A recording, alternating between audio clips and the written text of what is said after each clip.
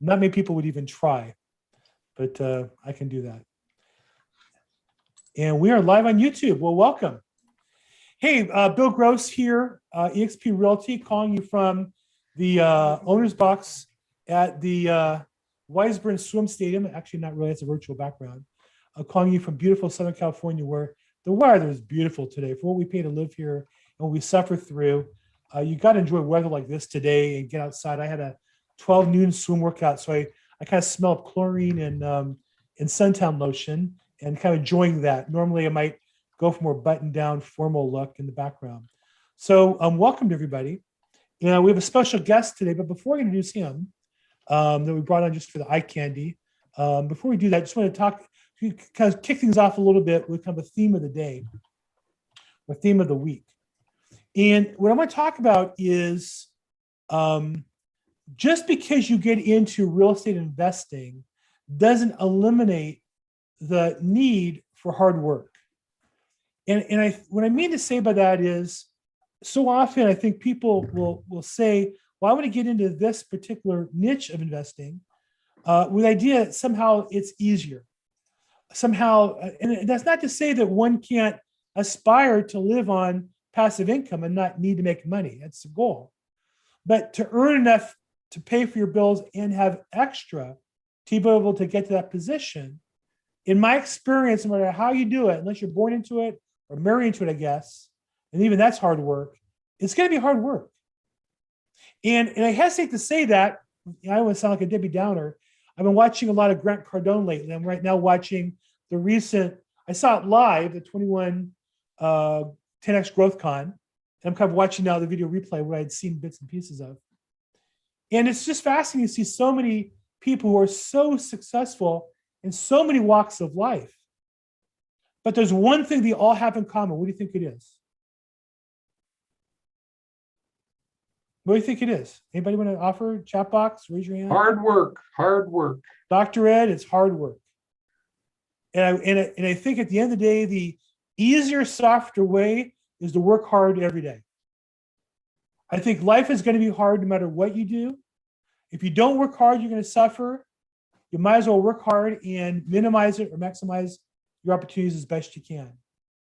So that's my message for the day and for the week, is just get that it's going to be hard work. There'll be times that it sucks. Push your way through that. I heard a Navy SEAL say in working out that when you get to a point physically where you want to quit, you're about 40% of your capacity. And I think that's true in business as well. There are just times, I went through one of those a couple of weeks ago, a new project I just launched, and my VA did some of the work, and I was under a deadline to get it done right. And I ended up doing a little more work than I planned. It was an extra hour or two of just pure administrative work that I really didn't want to do. And it kind of sucked. But you know what? I got through it, and I'm really happy with the results. So anybody not disagree with that? Do you think I'm just being too hard? And really, if you find the right path, there's an easier, softer way? I'm just curious. Anybody? No? I would just add that hard work is incredibly important, but patience and consistency is also critical, because sometimes it takes years to see the hard work come to fruition, and sometimes it doesn't, and that doesn't mean you did the wrong thing. 100%. I think in real estate, the average lead from lead to closing is about 2 years on average. It doesn't mean you'll get some that do something in 30 days. But then you have others that take 10 years and averages out to about 2 years. And you have to play to the average and figure out how to get by on the short-term stuff. But just know that it's a long-term game, at least a 2-year game, to invest in a business, to invest in your own business. So good. So actually, we have not one, but two, I think, we have a last special guest today, but I have two special guests today. One of them, in addition to being a personal friend for a long time, and friend of my family's and a favorite in our household. But I've known Dimitri as a financial professional, and oftentimes we would share kind of what we're working on. And the thing I really like about him a lot is I feel like he's really focused on educating people rather than just selling them products or pushing services. And so Dimitri sends me from time to time, kind of a market update on the stock market, the economy in general. And I always think it's good material. And so I just asked him as a favor if he'd come on and share some of that with us today. So Dimitri Farberov, welcome to our call today. Thanks, Bill. I really appreciate it. Do you want me to share the screen? Is that? Sure, yeah. Let me give you the privilege here. I think I have to give you. Okay, well, while you're sharing me the privilege, I'll say a quick anecdote. Today I met with an insurance salesman from New York Life, and she was telling me that she was getting into the tarot card reading world, where through Etsy, she's making a side business doing tarot card reading for the millennial generations. And I asked her, I said, is there any truth to these tarot cards? Do you pretend to try to know the future? She said, no, really what the tarot cards do is they bring up various different ideas that we can just talk to people about, open up our minds to new situations. And really we're often just so closed-minded to kind of what we're focusing on that we lose the forest from the trees. So I thought that was interesting. And with that anecdote, I'll just briefly share this particular key financial data snapshot. I love this when I saw this, by the way. You shared this with me, and just for everybody else, like there's a lot of numbers on here that we as real estate professionals often talk about. And he showed me this one page or two that has so many of them on one page. I'm sorry to interrupt you, but I just have to say, definitely worth looking into. Go ahead, Dimitri. Look, I do this for a living, and I look at these numbers all the time. I'm not a CPA, but these numbers are critically important to my clients. And yet, unless I see it in such a summarized fashion, this too, as I look at it every time, I kind of find something new and unique about it. Bill, you mentioned earlier about hard work, and I mentioned patience. Well, when you have the hard work, and if you eventually have fortunate enough to have some success, this column at the left here will show you how much of that you're going to have to share with the government, which is always fun. But there are ways through smart tactical decisions over time to mitigate some of these taxes and to defer some of these taxes and to build a retirement nest egg, whether for ourselves or loved ones, or frankly, as trusted advisors to our clients, which I'm sure each of you are. So rather than boring you with these details, I'm more than happy to send any of these items or this data sheet to you guys. But just roughly going through it, it kind of goes through the 2021 tax rate schedule for individuals, married, filing jointly, filing separately, et cetera. It goes through some of the filing status exclusions. I think one of the key elements for my clients, and those clients typically have liquid net worths of over $1 million, is these gift and estate tax exclusions and credits. I think that is the item that is most likely to change over the next couple of years. We saw, I don't know if you came across this, Bill, but our friend Bernie Sanders sent a proposal in the Senate to remove or to reduce the gift exclusion from 11.7 for individual to about 3 million next year. Now, very unlikely to happen, but he moves the Overton window. Whereas the conversation that I've been having with state attorneys and CPAs is they probably thought it was probably going to be dropped to 5 or 7. Now it's probably going to be closer to 5. And so the point is, knowing these numbers in advance allows you to plan for the future. And so I think that's incredibly important. Obviously, we saw the tax deadline was recently extended to May 17th, but there were a lot of extensions that were not extended, such as the estimated taxes are still due on the 15th, for example. And so that's important here as well. And then finally, I think for us, especially a lot of you folks are independent professionals. How much can you contribute to an IRA, to a retirement account? So on the left here are various different tax deferral amounts. And what I found actually interestingly, often we have a really, really successful year that's kind of out of the ordinary of the average. And we don't know how to maximize those benefits. And then we go to our CPA, and our CPA says, well, if you had done this 6 months ago, you could have deferred X, but since we're talking about it now, you can only defer Y. And so having these numbers in your mind allows you to, again, plan in advance. A lot of times the deadlines are year end. Other times the deadlines are at the tax filing date. So that's where, again, it's critical to know, be able to estimate how much you may be making in the calendar year, but also when those deadlines are to be able to make those deferrals. So one of the most common deferrals that I help my clients with, for example, are cash balance plans. These are defined benefit plans that allow people with S corps primarily, but not necessarily, defer up to $290,000, up to $230,000 in retirement and off of one's taxes. And then if they've got a spouse within the company, it allows them to defer potentially more. A lot of different factors play into that number, age, compensation amount, et cetera. But the point is that thinking about these things is very valuable. So I'm not gonna bore you with any more information here, but I'm more than happy to share this with you. And to the extent that I can be helpful, or if you have any questions now or privately, I want to make myself available to you. So thank you. I thought this sheet was fantastic. You know, he emailed to me because I subscribe to, I think, like a newsletter or something that you do on a regular basis. So I'll put in the chat box, Dimitri, but if somebody wanted to reach you or get a copy of this, how would they reach you?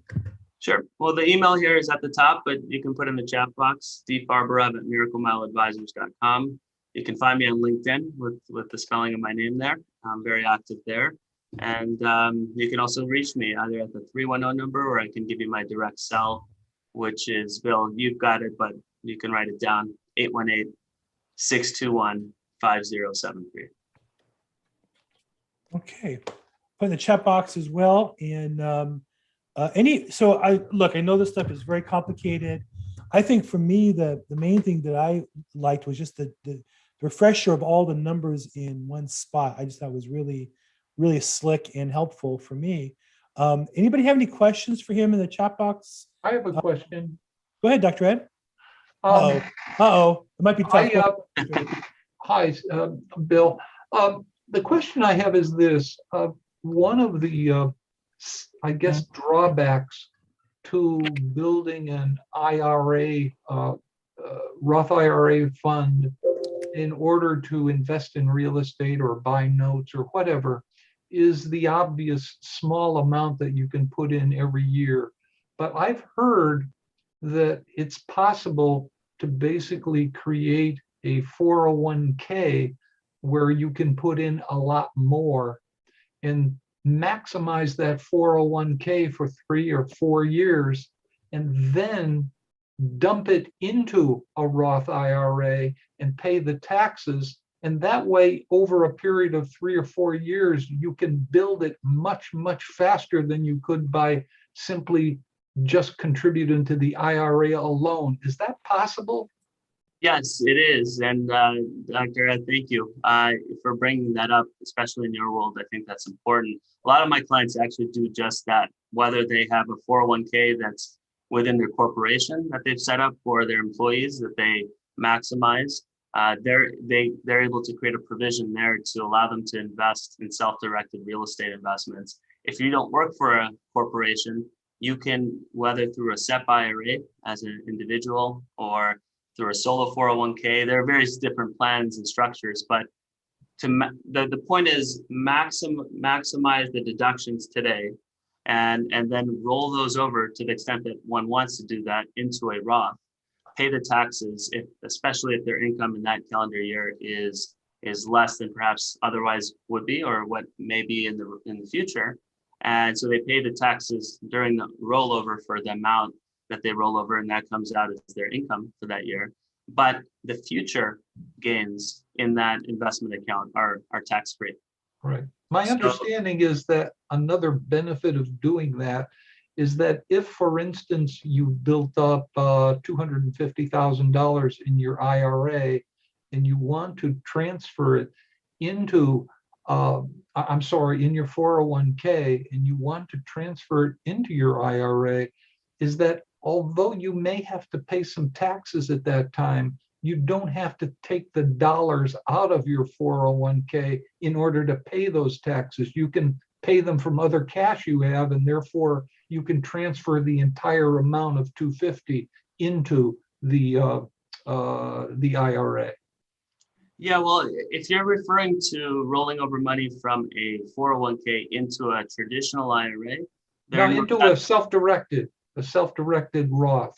oh, okay. So moving it into a Roth, right, would incur taxes, but like you said, you don't have to pay it out of that amount. You can pay it out of any other account that you have for Right. taxes, and you don't have to do it all at once, right? You can do it over a couple of calendar years, because sometimes if you move over, in your case, in this example, 250,000, all of a sudden you're at $250,000 in income plus any additional income that you have. That might push you into a progressively higher tax bracket.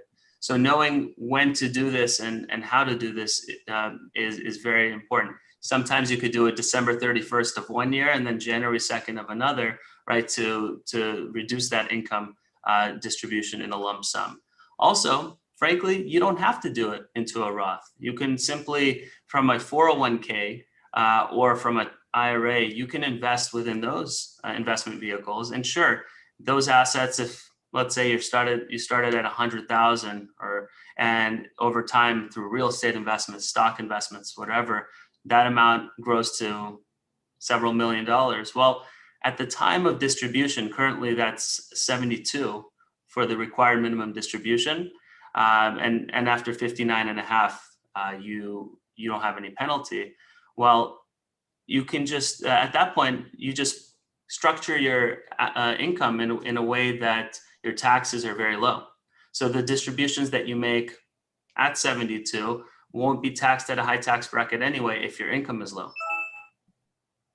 Right. So there are ways to do it. There are benefits to the Roth. Absolutely. The Roth allows you to have access to your money after 5 years without penalty. And all the income is tax free versus a traditional IRA. That's not the case. Money is tied up with penalty if it's withdrawn before 59 and a half. But again, a lot of times I have clients that are worth 10, 20, $30 million, but their income is 50,000, right? So withdrawals from the IRA at that point are not tax prohibitive. Okay. So obviously, in addition to being a great guy and having two of the cutest daughters in the history of the world, and I know a lot about cute daughters, and an amazing wife that will cause you to wonder, what the hell did he do to get her? Dimitri obviously is a wealth of information on these matters. And so he's kind enough to share his contact info. And I'd say if anybody here has some personal questions, and the other one is obviously if you're a professional and you deal with these things regularly, you might want to talk about some strategies to make it, productive for you and your clients. So reach out to him. Great guy. I recommend him. And I've known him for how long? 10, 15 years, I want to say. How long have you been married? Too long. I've been married for 11 years now. I knew you a little before that. I would say I knew you probably 15 years or so. Wow. It's been a long time, man. Yeah. Wow. Well, anyhow, I appreciate you bringing on and sharing this with us. Any kind of last words of wisdom or any other last resources you want to throw out before we thank you for your time? No, I think that's it. There's just patience and persistence. Consistency pays off in the long run. Well, you must see some people a lot of wealth, just the nature of your business. So it's just confirmation there, the way to get there. The faster way to wealth is consistent patience and hard work. So thank you for sharing that with us. You got it. Thank you so much, Bill, for the opportunity. Take care, everybody. Yeah, great. Good. Hopefully that was helpful for you guys. And again, it's a resource that hopefully we can, all benefit from and share. And like I said, I saw the sheet myself. And I thought, I refer these numbers all the time. And oftentimes you're not sure about them. And here's a chance to have a cheat sheet at your fingertips that I have now that might be of assistance to you. So another resource that I kind of came across my desk, I'm a real estate broker, and I deal with probate real estate primarily. I deal with, let's see, how do we stop the share here? How do we only host? There we go. And so I deal with probate real estate, a lot of fix and flips. My best clients are people who buy property and fixing them and selling them, and often need hard money financing or financing in general. And I think one of the challenges for all consumers in real estate, whether you're buying it for fix and flip or you're buying it for refinance to live in, buying it or need financing for refinance, the challenge is finding a good lender and a lender that will come through and follow through for you. And so I saw Debbie send through some of the recently done deals. I just know how hard it is to get attention from a lender in this market. So I wanted to invite Debbie Siddharth from Equity Wave Lending to kind of share a little bit about some of their program and what they do to help. So Debbie, thank you for joining us. Thank you, Bill, and hello, everyone.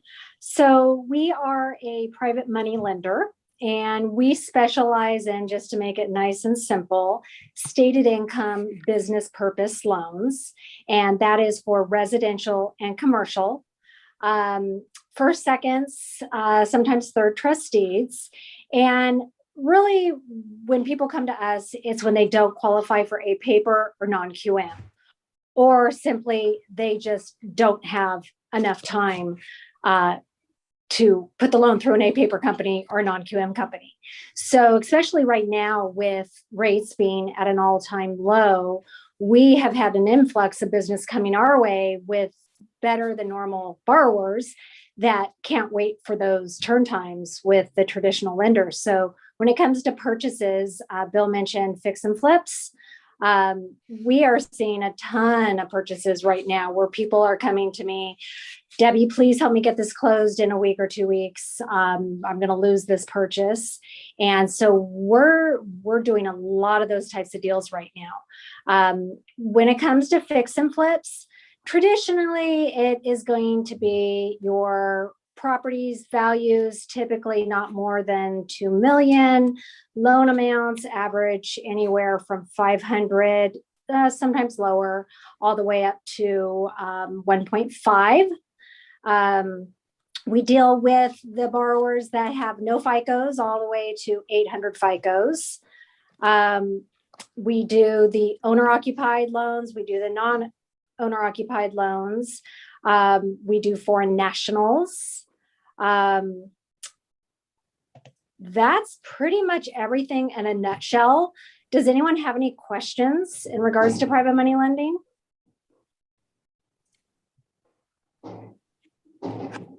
Can you put your contact information in the chat, please? I sure can. Debbie, I just wanted to ask, it's Paul Kraus. I just wanted to ask, in the world of underwriting and things, are you seeing anything change lately as far as qualifications or new rules being put into place about anything that would cause the industry to constrict money a little bit? I mean, what do you see? I would say the biggest thing right now is making sure that it's business purpose. That's how we're able to go stated income. Back in the old days, hard money, there was this whole idea, you don't need conditions, you don't have to qualify. It's not the case. We're regulated by everyone. And I would say the most important thing is making sure that it qualifies for business purpose. And there's a lot of false beliefs about what is business purpose. And with our president and whatnot, we follow everything to the T with California Mortgage Association, with all the attorneys that give us guidance, what qualifies for business purpose. So we have a lot of history and knowledge and expertise in knowing what qualifies and what does not. Because quite frankly, it's really important to make sure you're following the rules, because in our space, you're gonna see higher fraud. You're going to see people who just are opportunists. And so we want to make sure that we are always following everything according to all regulatories. But I would say following business purpose guidelines is super important. And we make sure we have all measures in place to make sure that everything is on the up and up. And we're probably one of the more, when it comes to private money, our packages we're always complimented on the quality of our packages that come through the door, because we find it important to not only protect, of course, the borrower, but protect our brokers and everyone that's involved, because we're all here to do good business, good quality loans, and of course, be competitive at the same time, but there's a way to do it. So I hope that answers your question. Yeah, no, it does. I was just curious if there was anything in the industry that, you know, friend of mine mentioned he couldn't even, qualify to refinance his own home. He had a lot of equity and things like that. And I'd heard that from some other people that, the banks had kind of changed some things about not looking so much at tax returns, but they're looking at like current earnings really, really closely. And that's kind of a little bit of a change. But I understand that, that's a little bit different form of lending. So, Yeah, well, and we're stated income, so we're going based off the 1003. We verify employment. We don't want to see any income documentation. So that's how we do that. yeah. No, I'll give you a little background. Thanks, Debbie. Sure. I started my career in lending, and today I'm a partner in a mortgage loan officer coaching program. I've got a pretty good insight into lending, and I want to say as an industry, there's no industry that's made more money over the last 10 years just following the wave of the wave of business, the mortgages. And oftentimes people say they can't get things done. It's because the one or two people they went to don't take the extra step. And I think it's really important to create a personal relationship with somebody, to get them, to motivate them, to encourage them, to ensure them that you're going to do your job at the end of the day too. Because there's nothing more frustrating to a loan officer than to put their time and effort in to get you qualified and then have you walk out the deal because somebody's a little cheaper when it's time to close. So it's really important to develop the relationship. So I invite Debbie here. There are a lot of companies that promise some of the same things and have done some of the same things. This business can be very anonymous. And the solution to that is make sure that you work with somebody, work with a professional, get involved with them, and be able to support them in their business as well, and make them a partner on your transactions to get them done. So I really appreciate her being here today. I'll tell you, I closed 2 deals last week with hard money lending, and both my clients had the lending set up on their own. And in both cases, the lending fell apart. And in one case, I found them a solution. Another one, actually, another client found a solution for them. So just be careful. And you don't want to have a deal where you're making hundreds of thousands of dollars fall apart because you're trying to save $500 on a loan processing fee when the lender's just not going to do the work anyhow.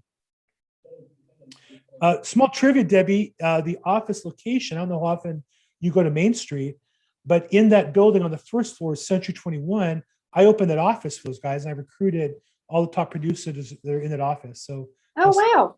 Small world. Yeah. Here every day. Oh, wow. Okay. So on the first floor is some high-powered real estate agents down. I don't know if they're coming to the office anymore or not, but it's a large office on the first floor that we took over. Yeah, a lot of people have been working remotely. So, but we're all here. Great. Any questions for Debbie while we have her on the line? So her info is in the chat box, and I'll put it on YouTube as well.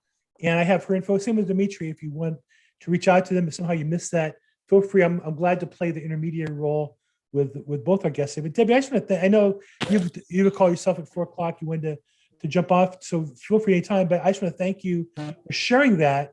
And you have her email, and then the rate sheet you gave, I think, is really helpful. Again, with some guidelines of what kind of loans you do and what your terms are. So thank you for helping us today. Sure, absolutely. My pleasure. Thank you, Bill. Good. Okay, so 2 different guests today. Were they helpful? Were they kind of some interesting resources to help you do business today? Yes, thank you, Bill. I wanted to ask Debbie a quick question. Sure. Hey, Debbie. So you mentioned that you do verification of employment for self-employed individuals? Yes. And salaried individuals, yes. Okay, and can you touch on how that's done for self-employment? Many different ways. That's the beauty of it. It could be a license. There's so many, we have different tools that we can look up.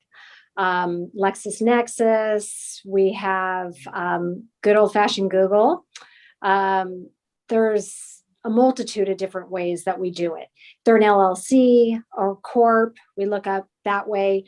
We do one thing we do. We go a step further because we've been doing this a long time, and we know that there's ways that things can slip through. We make a phone call. We make a phone call to the business to make sure that it's a legit business. Sometimes you can have someone who gives you everything perfect, your LLC paperwork, your license, all that great stuff. And then you can find out down the road that there's actually no live business happening. So there's a lot of different ways that we can get creative to actually make sure that the business does exist. And that's really all we're trying to do. We're just trying to make sure that we've got someone who A, is going to be able to pay us back, and B, that we're making a good old fashioned good loan. So. Beautiful. Thank you. Excellent. Imagine that. Anybody besides me see the movie The Big Short? Yes. Yes. I don't know what my favorite scene is, but when the guys are what's the name of the guy? He's a comedian normally. Steve Carell. Steve Carell. Yes. When he discovers that all those strippers own multiple properties, Yes. like what Debbie's saying is that was the problem. Yeah. Not that the problem with strippers qualifying, but they had to qualify as strippers. They were putting down their own businesses and their income, and that was the whole. And that was very real. That scene was 100% real. Yes. I'm not gonna get into details as to how I know that, but Yes.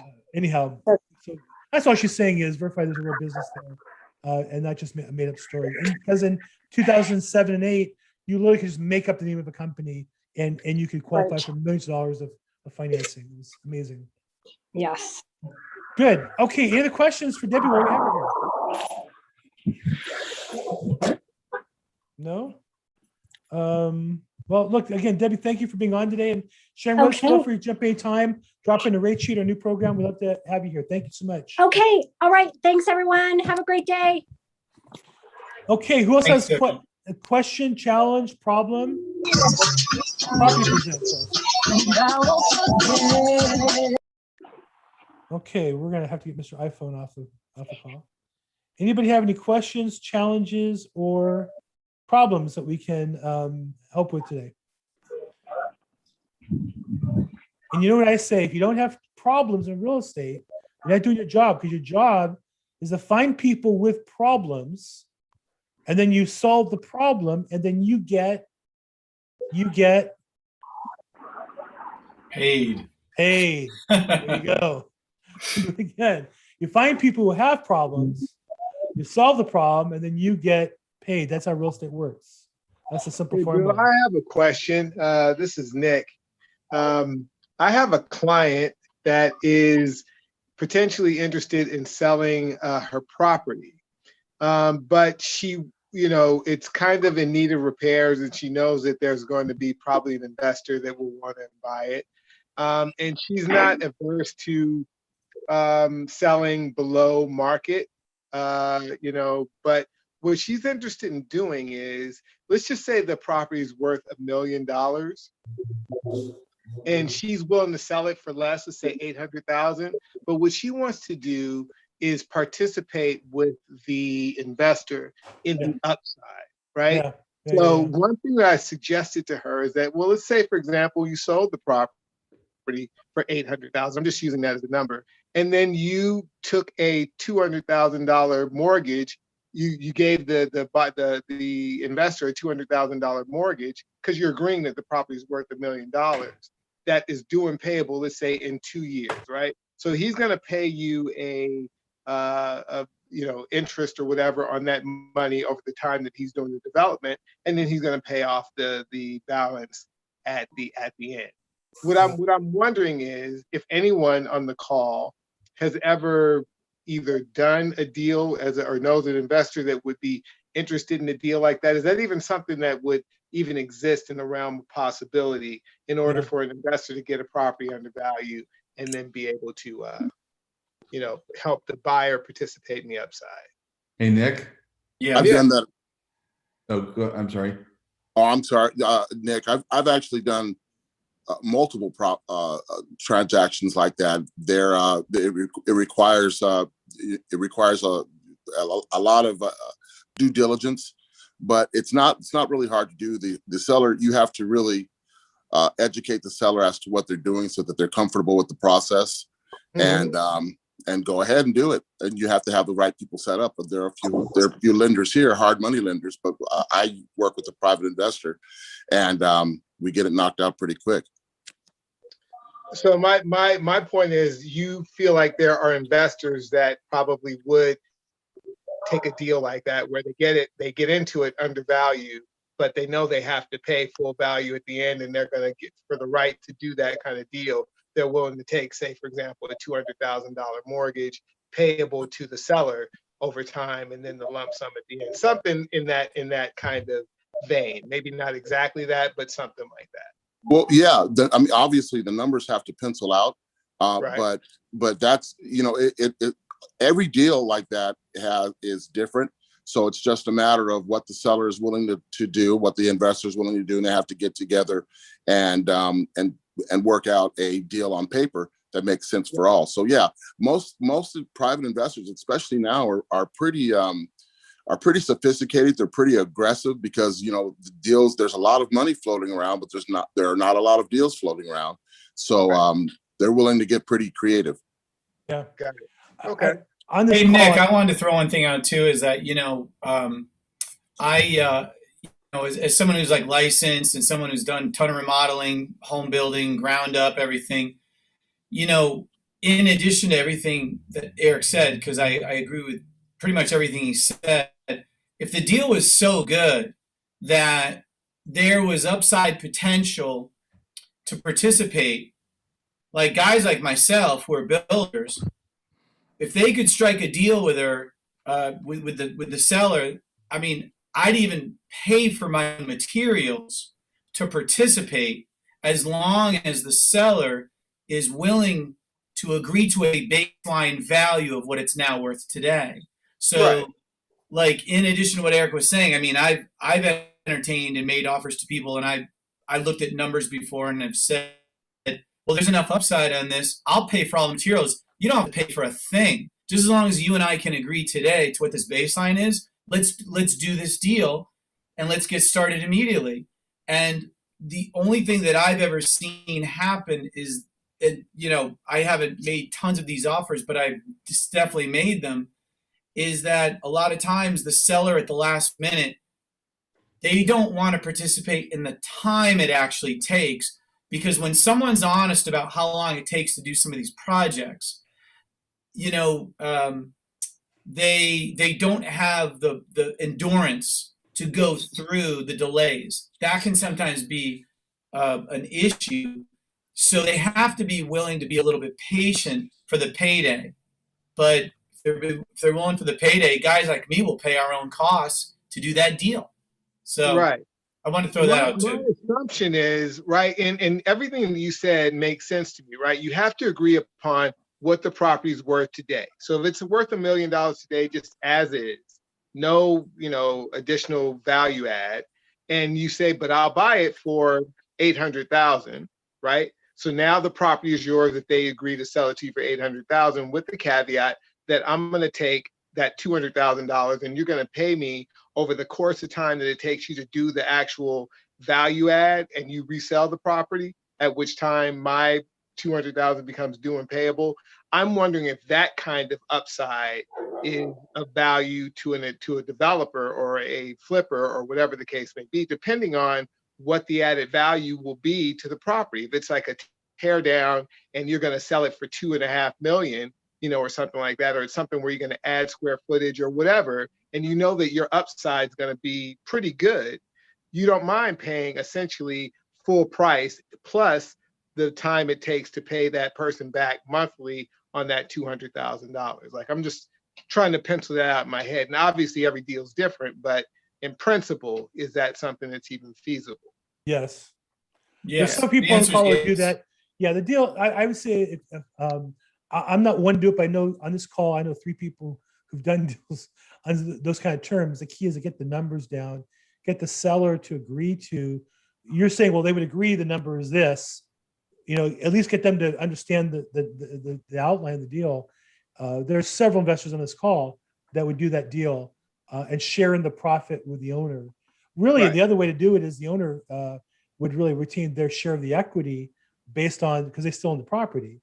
And Right. so they might be entitled to more than their share, more than that percentage of the profit, for that reason. So I'd be glad to work out those numbers with you. I don't do that. I'm not an investor for something like that, but I have friends who are on the call. I'd be glad to help you package up and take it to one of them. Sure. Okay. Sounds Cool. good. Excellent. Let's do some deals. Who else has a deal? Yes, I done. Yeah, I think Sean's one, and then Paul for sure is one to take that too, and Davis might take that too. So cool. Yeah, Nick, Who I'll else? call you because I'm interested just to know what part of town that's even in. If it's something we can even look at. Yeah, Paul. Thanks for sharing it. Yeah, it'll be Drew Park. seller financing is always a wonderful thing. And does Yes. anyone here invest out of state? I'm a multi-family investor, and we haven't been very active in the California market just simply because the numbers, the cap rates, the cash on cash don't work out here.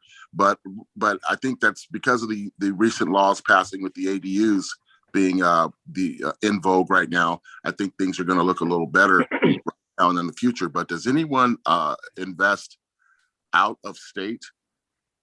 Yeah, you're talking directly to me, Eric.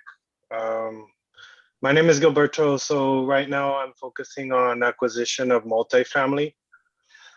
I focus on representing the buyer and directing them directly to broker seller. So the assets that I receive are direct to a variety of brokers nationwide. So primarily Texas and Florida. But the criteria varies depending upon the buyer. So, but yeah, I agree with you.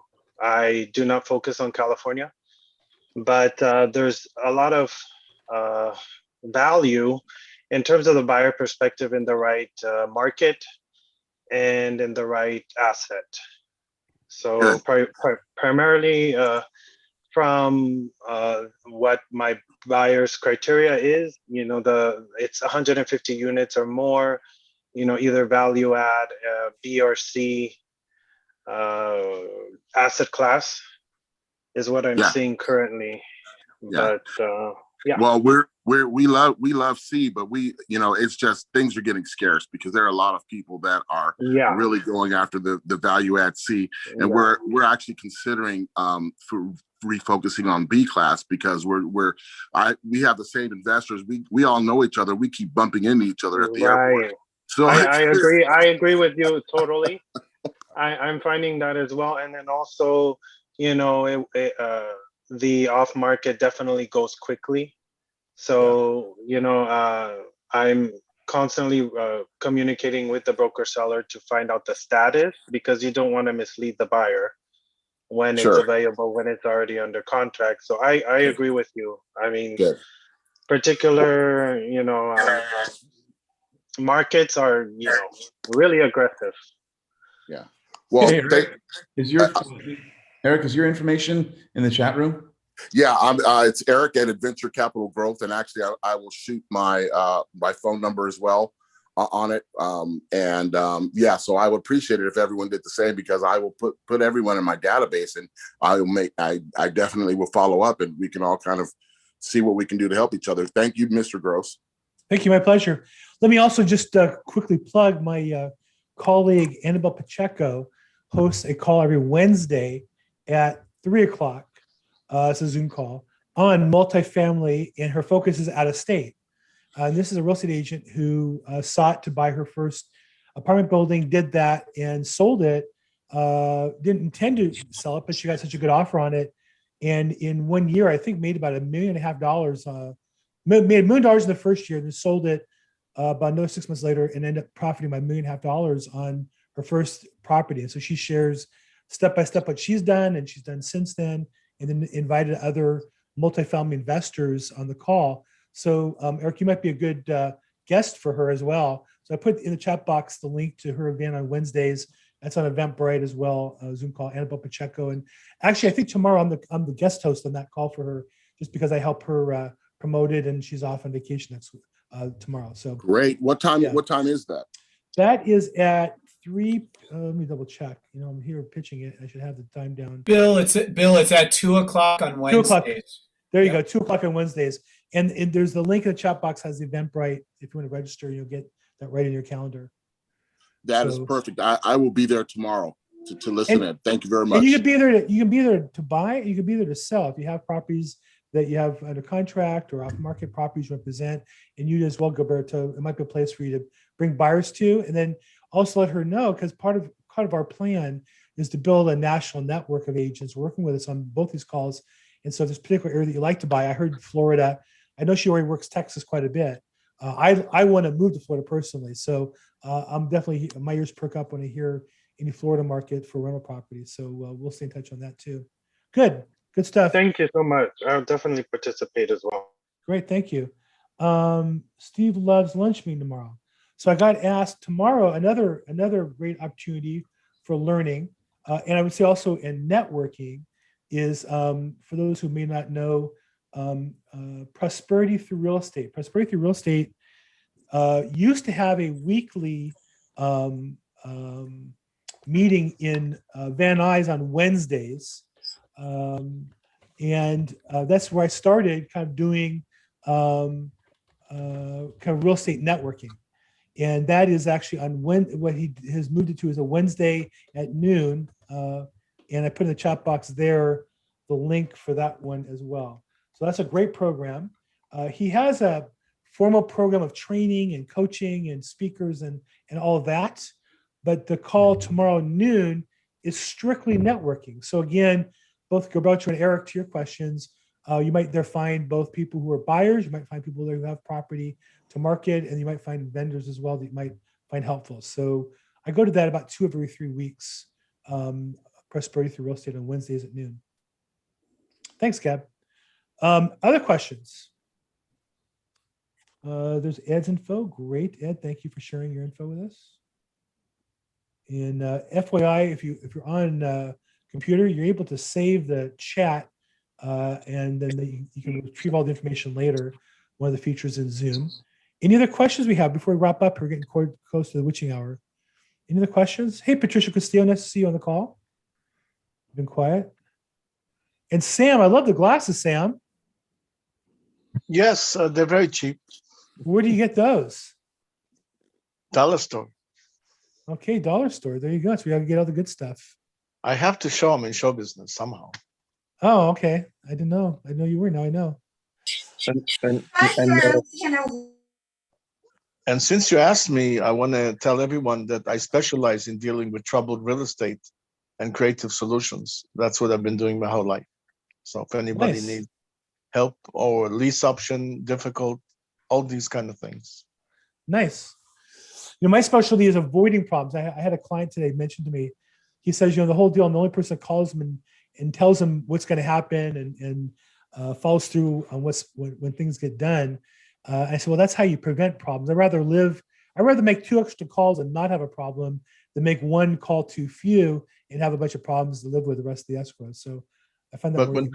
But when people have problems, you can make the most money sometimes. 100%. That's true. No, I want people to call me with the problems all day long. I'm glad to play. I'm not a doctor like Dr. Ed, but I'm glad to have people call me with their problems and cry on my shoulder with the real estate issues, and I can solve some of them. So good. Any other questions before we wrap up? I think we answered everything in the chat box, and everybody, if you saved, there's a lot of good information there and a lot of good contacts.